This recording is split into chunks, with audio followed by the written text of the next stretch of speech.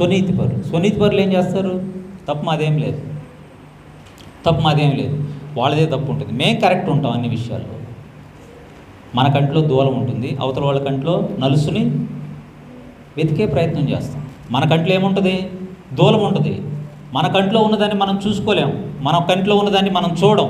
అవతల కంట్లో వాళ్ళని చిన్న నలుసుని భూతద్దమని చూస్తూ ఉంటాం. ఇది అతను ఇదే చేస్తున్నాడు. అతను వెళ్ళాడు, వాస్తవమే, తప్పు చేశాడు, వాస్తవమే, తెలుసుకున్నాడు, వాస్తవం, ఇంటికి వచ్చాడు, క్షమాపణ అడిగాడు, ఇంటికి వచ్చి తండ్రితో చేరాడు. తప్పు తెలిసాడు, తప్పు తెలుసుకున్నాడు. కానీ ఇతను ఏం చేస్తున్నాడంటే దాన్ని వెత్తి చూపిస్తూ ఉన్నాడు. ఆ విధంగా అది ఎవరి యొక్క స్వభావం అంటే వేషధారుల స్వభావం. వేషధారులు అంతే కదా, వాళ్ళది వాళ్ళు తెలుసుకోలేరు. మన పరిసయ్యులు, శాస్త్రులు వాళ్ళు ఏం చేస్తారు? ఇతరులని నిందించడానికి, ఇతరులని క్రిటిసైజ్ చేయడానికి వాళ్ళు ముందుంటారు తప్ప వాళ్ళు మారడానికి ముందుకు రారు.